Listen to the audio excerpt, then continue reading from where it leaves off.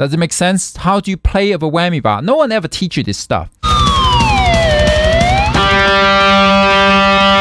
I think this is good. This is good. I accept this. This is good. And you know, obviously this guitar. Hey, hey, hey. Hey, hey everybody. Good evening. Good afternoon, actually. It's afternoon here. I have some interesting stuff I want to show you about guitars. You might be able to make use of it. So I was working on this thing. I tuned this guitar down half a step. So this bridge would not stay in tune after I used the bar. Let's see if we can fix this thing. Because I think a lot of you guys might have come across your double locking bridge will not stay in tune whatsoever. Well, I have brand new strings here. I have a tuner here that tells me exactly what's going on. This bridge here, although it's a prototype, is a top range bridge. So we want to tune the guitar when it is parallel 90 degree. From a flat ground, the guitar should be 90 degree. Why? Because if I do this, it changes the tuning. You see that? So in order to get all the strings in tune correctly, what's the best way? Well, have it like this, 90 degree to the ground. That's why when you tune a guitar before you go on stage, your guitar tech should be tuning it with the strap attached to the guitar standing there, wearing the guitar. You shouldn't tune a guitar laying like this and then give it to an artist if you're guitar tech. Last night I was annoyed. Yesterday annoyed with all these guitars I have sitting around here. They're not going in tune. It's like having a sports car that doesn't work. I'm here trying to tune this thing. I was doing it all night last night for some time. The thing is still sharp. Instead of trying to tune it and lose my mind, I am going to loosen up the springs at the back to counter it. I've loosened it by a little bit and I'm tightening up. My last action before tuning is always press the bar down to loosen up the tension and then let it go back up. And let's see if a bridge will return to zero. This is an Ibanez bridge. This is the Edge Zero bridge. It's actually one of my favorite bridges. Do you want to get a guitar with a double locking bridge? If you're going to play a guitar, make sure this works in the shop. Make sure it stays in tune before you take that guitar home. I highly recommend you to. Okay, let's look at this tuner, right? Let's make this G string at least in tune. Right? This is in tune. If I drop a dive bomb, it should come back to exactly the same place. We have dropped the strings. Let's see if it's come back. Oh, okay. We are about 2 or 3 cents off. 3 cents off? I would say 3 cents off because it's +1 earlier. That's a pretty good return. However, if we pull the bar, let's see what happens. I'm pulling the bar. Is it going to return to the same spot? Let's have a look. About 14 cents off when we pull the bar up, it doesn't return to zero. That's not good. So how do you fix the problem if your bridge does that? Well, when you pull up, when you let it go down, you got to press a bit further down and then let it back up. And see if it works. That works.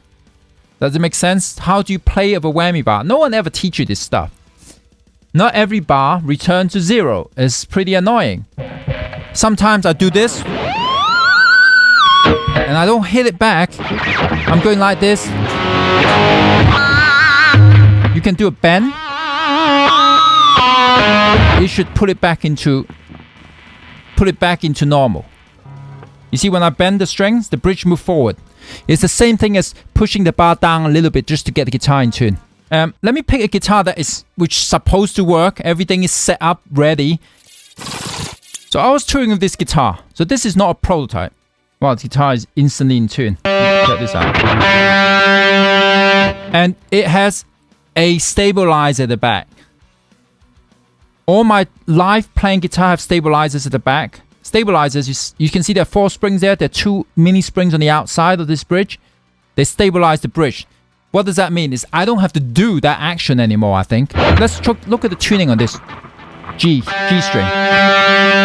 This is in tune. I'm going to do a dive bomb on it.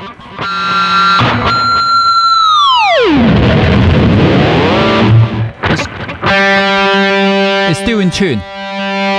Now I'm going to do a going up pitch whammy bar, and then I'm going to let it back down without going flat and then up again. Now you hear it. I didn't press down. 3 cents off. That's better with the stabilizer bar. And then if I do the let it down and then press further down and then up again, there's a few cents different. You see the string's a little bit flat. So there's a little bit of difference there. And you know, obviously this guitar,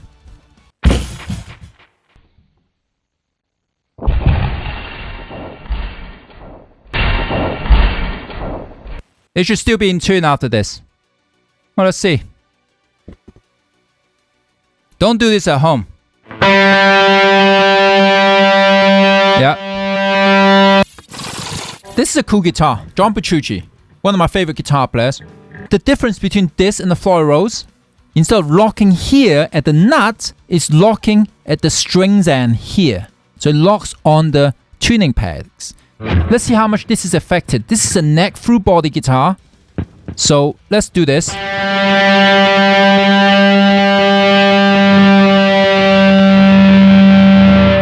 You see the tuning change? Now I'm going to put this guitar on me. Check this out. What happened if I had a massive lunge?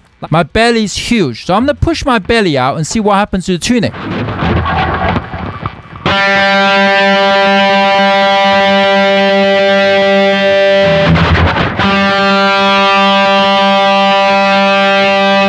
You see, if you have a bigger belly, you have a massive lunge, it affects your guitar tuning as well if you tune it sitting down.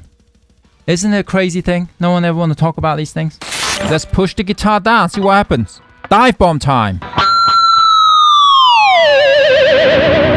gonna let it back up now. Is it 100% back to zero? It's pretty good though.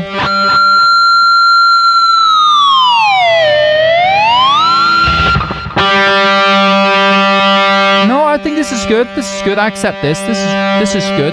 And how about if we pull up? Gonna let it back down without pushing down. Is it gonna go back to zero? No. It's also 17 cents off. If I go, woo! We're probably another 13 cents sharp again. 12. You press it down and let it back up again.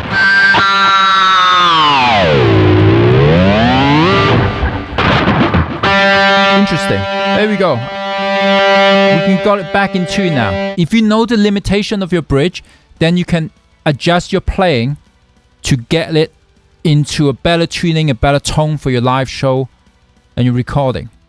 It's important. So try that with your own guitar, with your own bridge, so you know what you're dealing with. Well, this PRS just used a Floyd Rose bridge. That is an original Floyd Rose on the PRS Custom 24 Floyd. It's going to be pretty much the same story though. Let's do the dive bomb.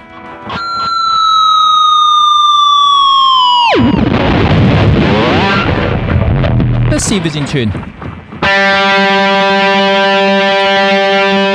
Yeah, this is in tune going down.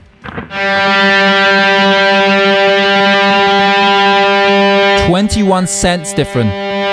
You see that? This is a heavier guitar, so there's more gravity pull on the neck. Changing, making it more out of tune.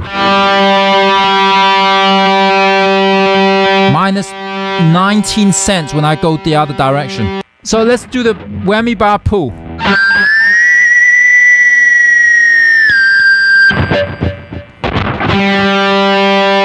Oh wow, okay. Only 5 cents off after pulling the whammy bar up. You saw that? I'm impressed actually. Wow, this is actually the most stable one. There you go. For now, this one along with my old signature guitar is the most stable one. So here's an interesting thing. Let's look at this. This is the headless guitar. Here we go. Let's do this.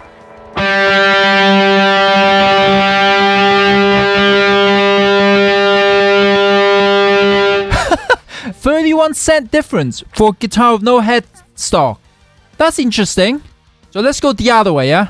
$0.30 the other way too. This is interesting. I'm finding this interesting about these bridges. Now let's look at the Hipshot whammy bar. Let's see. Oh, this is good. This is perfectly in tune. It comes back to 0 when I push down. This bridge seems pretty good so far. Now we're going to pull the bar upwards. I'm guessing +6. Let's do this.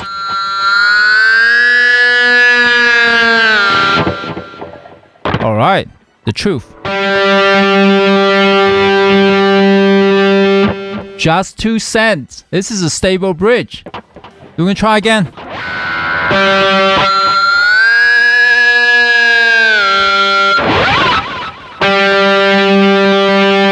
Wow, I'm impressed. Only 1, 2, 3 cents off. I'm impressed by this Hipshot bridge. Good bridge. It's a little bit weird. You know why? Because while this have a great bridge, if you do this, the guitar goes completely 30 cents off. So it's kind of offset by that problem.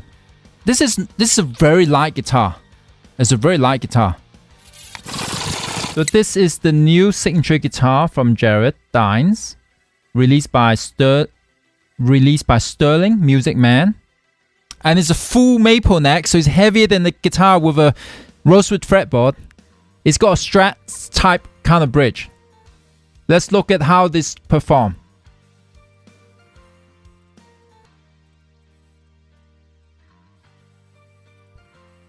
Okay, +15. What about the other way?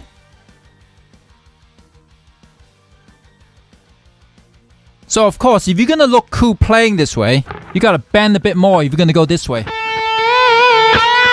The better you do the faces, the more in tune your guitar will be too. Well, at least you distract the audience from knowing you're out.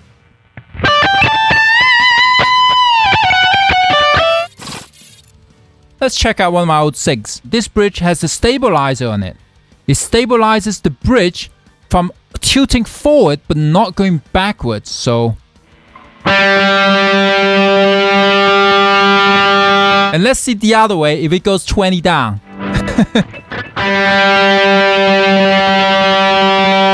About the same, 23.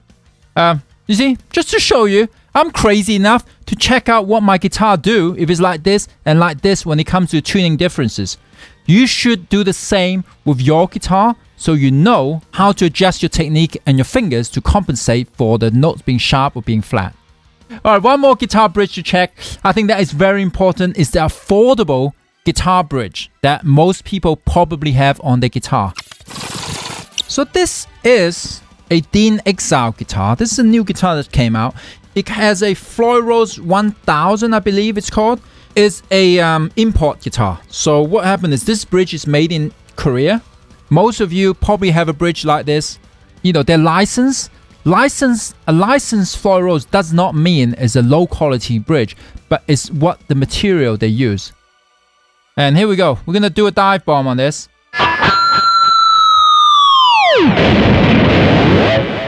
I think it's gonna return fairly well. Yeah. 1 cent, give or take, +1. Remember, this is a cheaper bridge, right? This is a cheaper bridge.